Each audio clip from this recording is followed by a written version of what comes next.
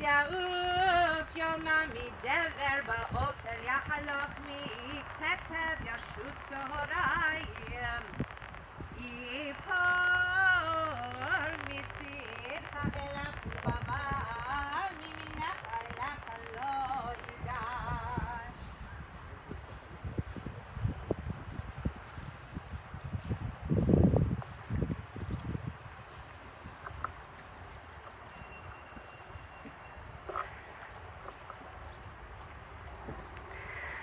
רק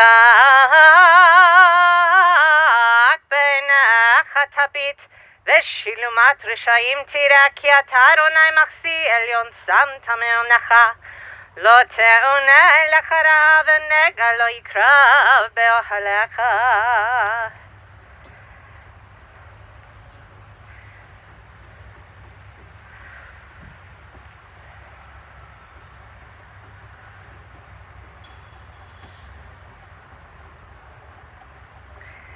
יקראני בעיני ועמו אנוכי בצרה אחצהו ואכבדהו אורך ימים אשביעהו והראהו בישועתי אורך ימים אשביעהו והראהו בישועתי.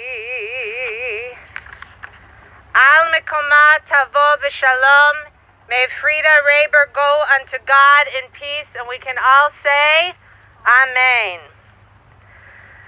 I'm going to take a detour in the service now to welcome children online to transcend time and space and arrive here with us in the cemetery. Stephen and I were just able to perform this sacred custom together in person, and now I'm going to invite Marilyn and Lorraine and anyone else who'd like to participate online or in here. In fact, you can participate by saying Amen.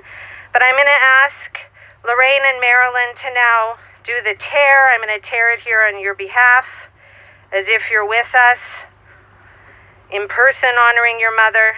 And we're going to say the following. So this is for Lorraine and Marilyn to repeat.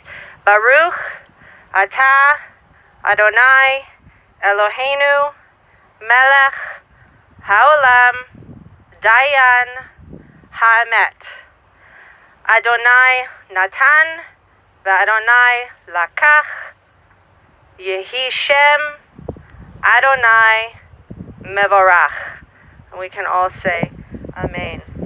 So I think it's beautiful in particular to mention how profound it is that Jews respond to death and have for centuries with blessings. And so we, even in the face of despair, mourning, and sorrow, we reaffirm our faith in God. So with that in mind, I'm going to now begin the recitations, the Psalms that now connect Freda's life to 6,000 years of the people of Zion, people of Israel. So I'm going to begin in the traditional way with, in Hebrew, Mizmor LeDavid, in English, Psalm 23.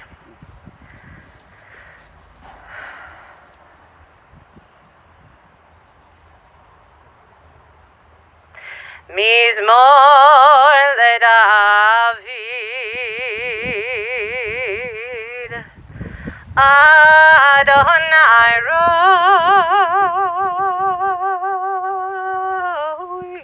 lo echsar b'nodesha yanabit seini al menuchot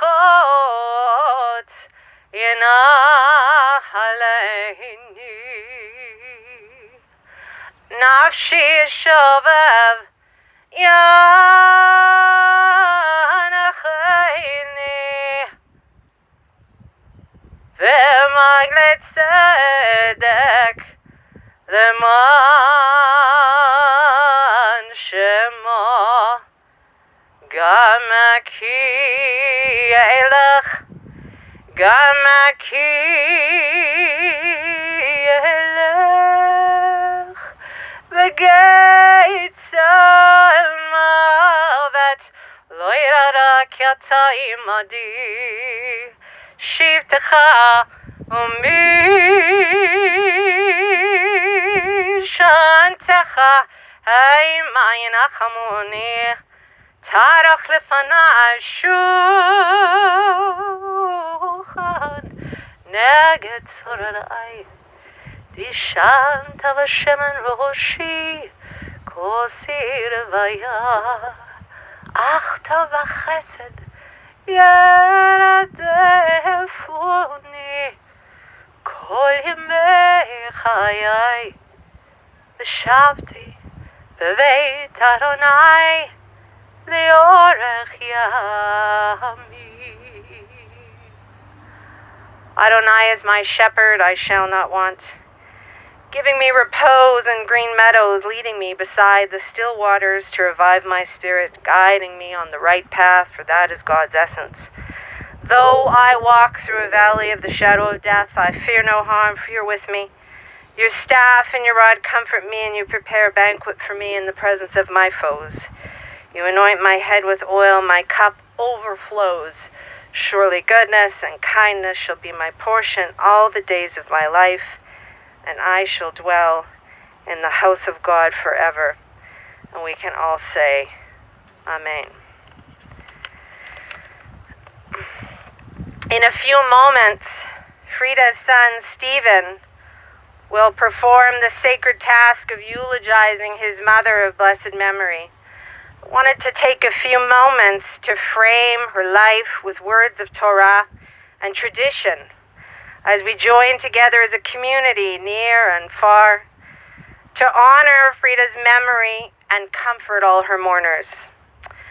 I subscribe to Sue Fishkoff's column called The J. And from the J Post, which is the Jewish news from Northern California, and I recommend it to all of you, I often go back to this article, this particular one that she wrote, and it resonates with me today, especially in honor of Freda Raber. So these are Sue Fishkoff's words exactly. I'm going to open with a fairly long quote of hers. It goes like this: Judaism and the Jewish people are credited with myriad achievements, bringing monotheism to the world, codifying moral behavior, outlasting those who would destroy us, to name but a few. But here's another, Sue goes on, which I heard articulated, she said, last week by Rabbi Jonathan Sachs, who's now of blessed memory.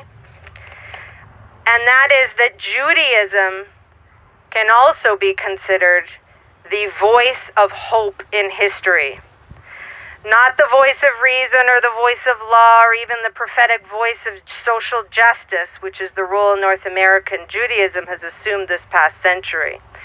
Judaism's fundamental contribution to society, according to Rabbi Sachs of blessed memory, is replacing the classical world's tragic view of history, life enthralled to a fate that doesn't care at best and is hostile at worst, with a worldview based on freedom, the belief in progress, and the certainty that life has meaning.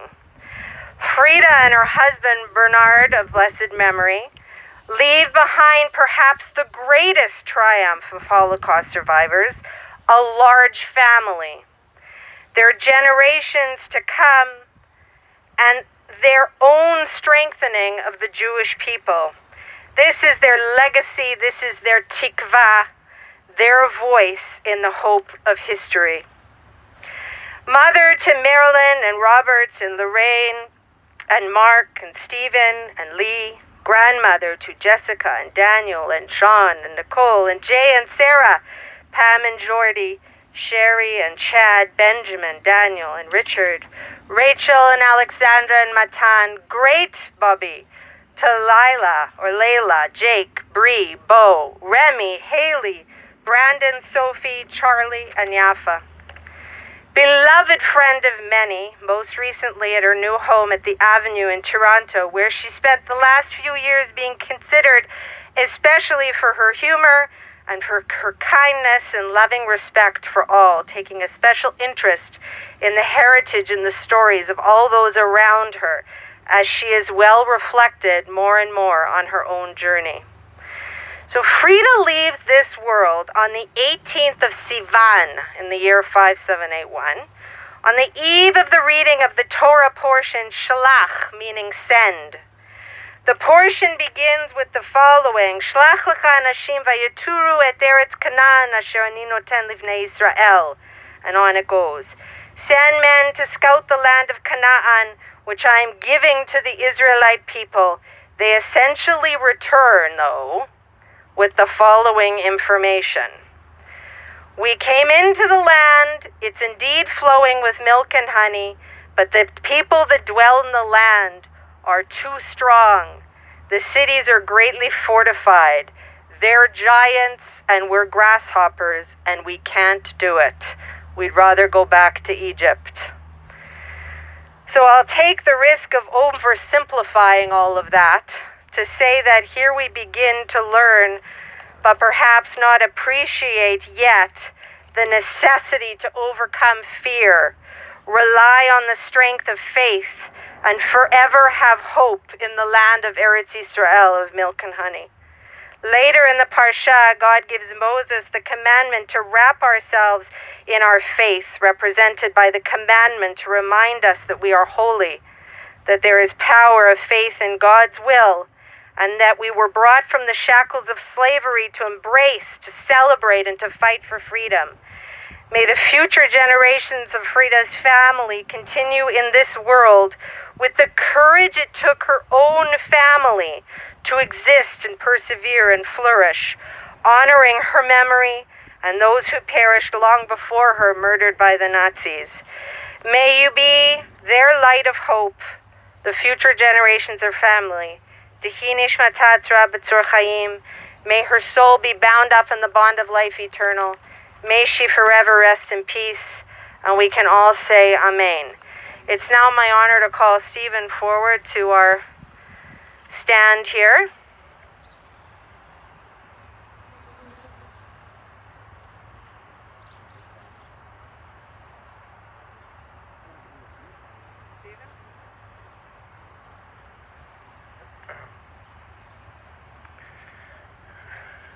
Brian Mulroney, the former Prime Minister, you know what, I'm going to try again.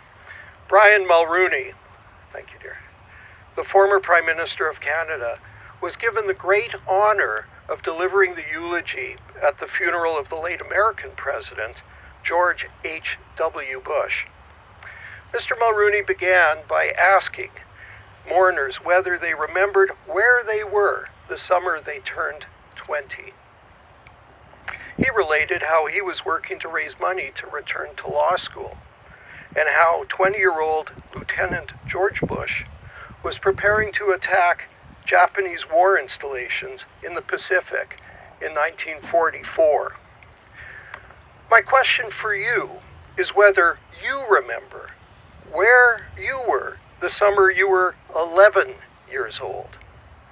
My mother would never forget. That was the summer of 1941, in her words, when the war came to her town. Freda Schiller was born in Zaleszczeki, a town then in Poland, now in Ukraine. She was the youngest child of Paya and Lazar Schiller. Her oldest brother, Tzvi, had emigrated to Israel when Freda was very young. Freda well remembered when the Germans came to find, deport, and kill her and the rest of her family. Sometimes the Nazis and their ever-willing collaborators skipped the deportation part, choosing to kill Jews like 11-year-old Freda, her parents, and her older brothers Paul and Mo, wherever they were found. The Schiller family spent until 1945 on the run, until they were liberated by the Soviet Red Army. Freda's father was killed well before. Her mother, my grandmother, did a Herculean job of keeping herself and her 3 kids alive. Freda saw more death before her 15th birthday than most of us, hopefully, will see in our entire lifetimes. In addition to her father, murdered were her friends, grandparents, aunts, uncles, cousins.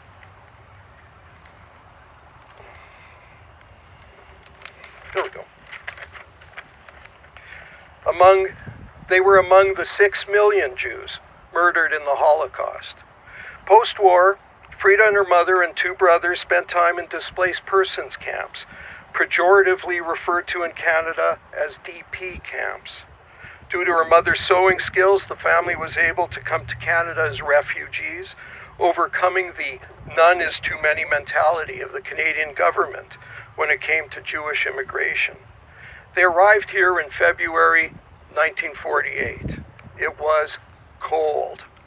They were met by a man from a Jewish organization taken to an apartment in somebody's house in the North End, east of Main Street. Along the way, Freda saw signage for Winnipeg's Yiddish language newspaper, Der Yiddische Wort, in Yiddish, and wondered at the foolhardiness of the proprietors in advertising that they were Jews. As expected, soon after arrival in Winnipeg, Freda got a job. She worked as a salesperson at Aretzky's department store on Selkirk Avenue. There she thrived as she was able to converse with customers in Polish, Ukrainian, and Yiddish, while at the same time learning English. Soon after, she met the love of her life, our father, Freda Raber. When she told her employer that she needed time off to get married, she was fired immediately.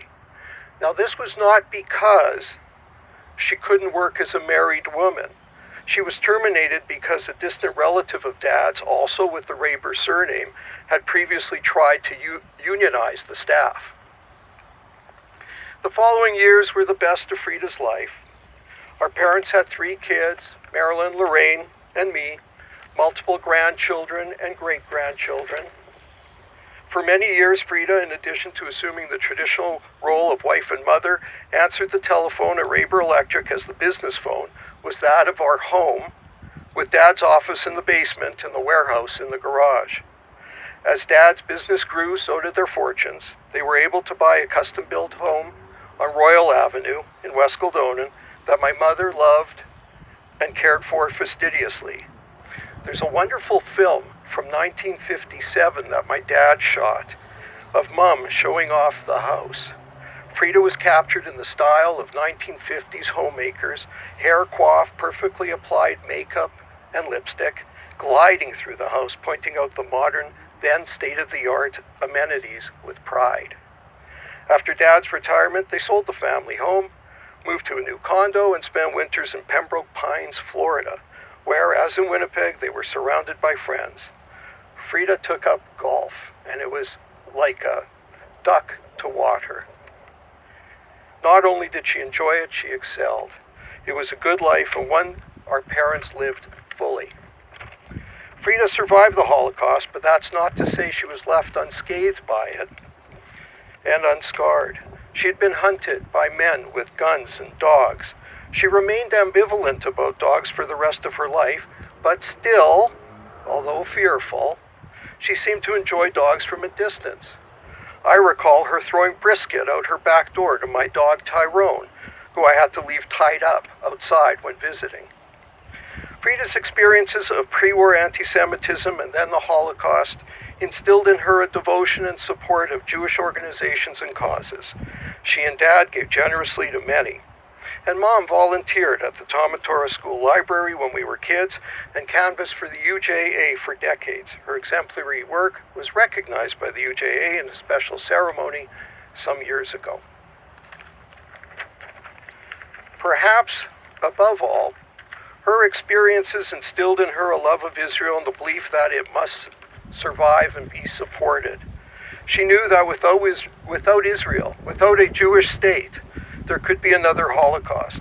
In her last weeks, she expressed outrage at the renewed outpouring of anti-Semitism. Dad's death about 11 years ago marked a turning point in Freda's life. So did a diagnosis of lymphoma in 2012. For many years, she soldiered on, but over time she lost her enthusiasm for golf, and even wintering in Florida no longer interested her. Moving to Toronto was yet another watershed for her. Uprooting a life of over 70 years was not easy. She left a home that she had recently remodeled, many lifelong friends, family, and memories. Yet, she adjusted. Always outgoing and resilient, Freda established new friendships in Toronto, and when asked about her new life, she said she was content. Sadly, our mother's last year was diminished by the restrictions of COVID and her last months by the scourge of cancer, but she accepted it with grace. Freda left us as she wanted, really on her own terms. She was proud to be a survivor of the Holocaust, proud that the haters never caught her, proud to be a part of the Jewish people, proud of Israel, and proud of her children, grandchildren, and great-grandchildren. We are her legacy and triumph over those who sought her destruction.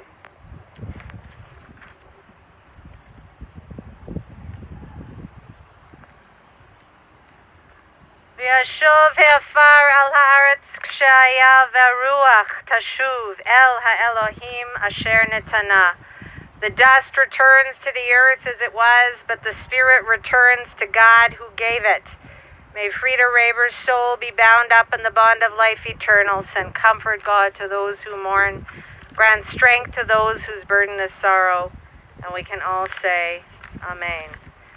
I'm now going to invite everybody who's online to please rise so that you're standing as we recite the Elma Le'Rachamim, which is the prayer for mercy. I will begin in Hebrew and then translate into English. Elma Le'Rachamim Shochen B'Maromim Ametz Menucha Nechona Tachat Kanfei Hashchina B'Ma'alot Kedoshim Utehorim Kezor Rakiam Mazhirim Ad Nishmat Freda Bat Paya Ve'Eliezer Shel Chale Olama Began Eidan Tiem Menuchata Ana Balarachamim Astireya Beseter Knafecha Leolamim Utzror Bitzror Chaim Nishmata Adonai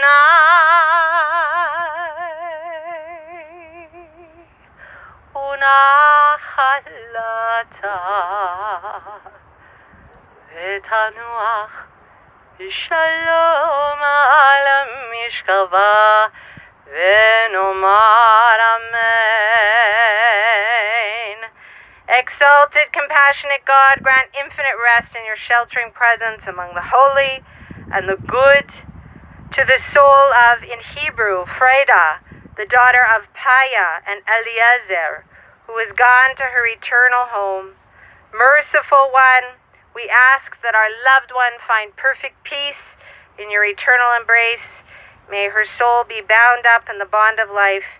May she forever rest in peace. And we can all say, Amen. Before we get to the words of the Kaddish, we're going to actually participate in the physical burial of our loved one. And this is considered the highest act of Chesed Shel Emet. And in so doing, we're going to come forward and place a few shovelfuls of earth into the grave.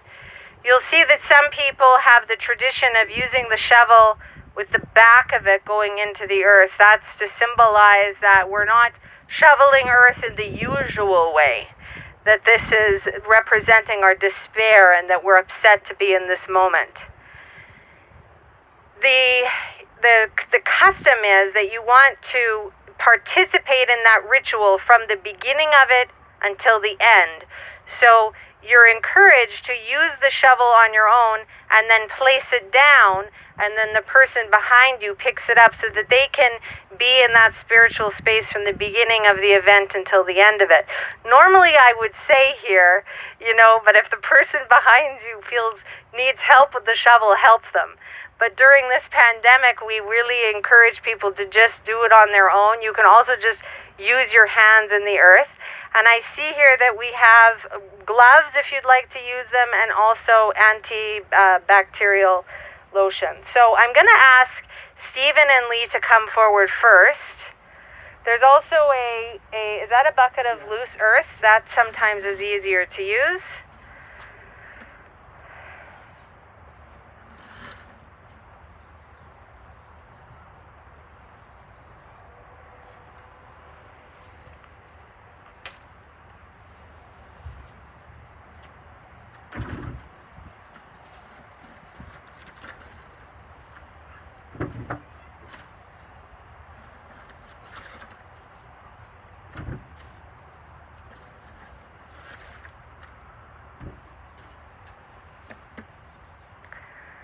And now I'll invite everyone else who'd like to participate to do so. What we're aiming to do is represent our intention to fully cover the grave. So we'd like to have a smattering of one covering in every spot on the top of the coffin.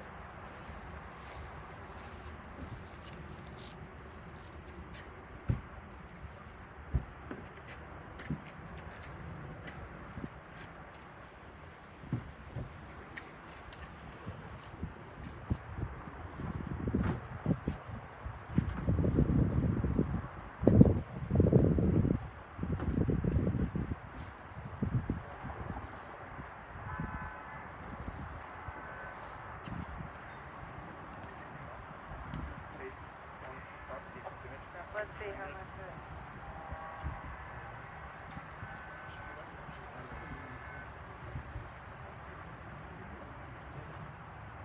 Okay, we're done.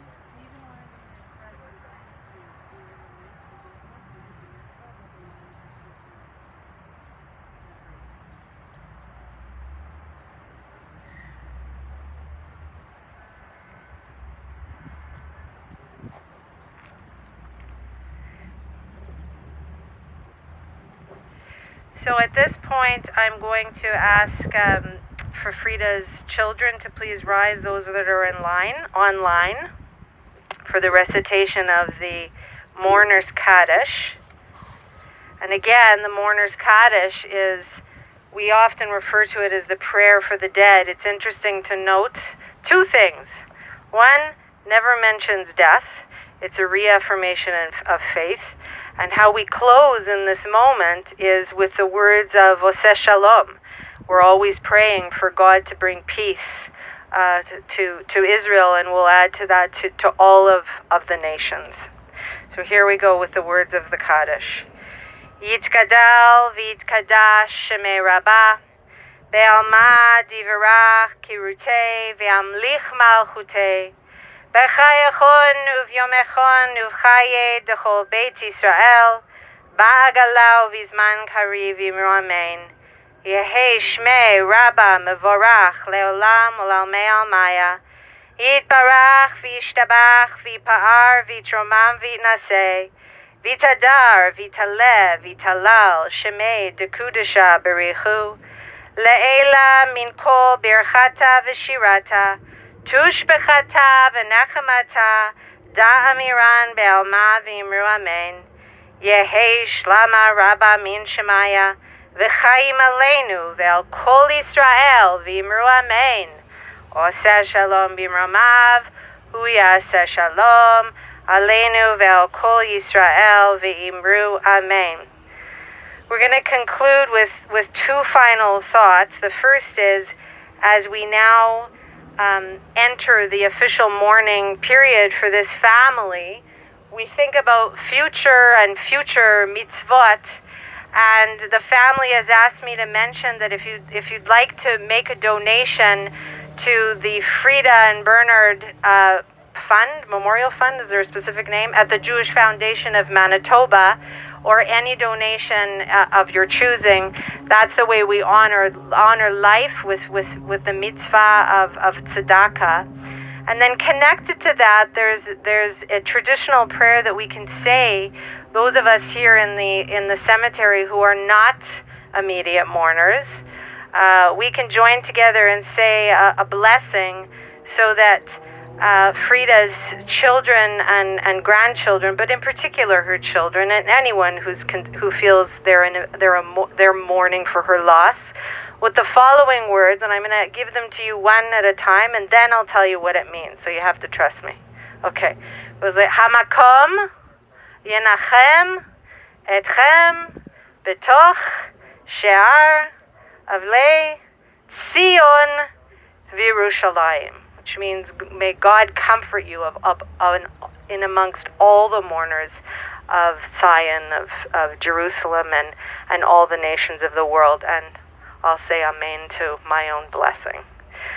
Thank you for joining us. I'll invite you to, if you'd like to continue to put some earth into the grave, you may do so, and leave as you wish. Thank you.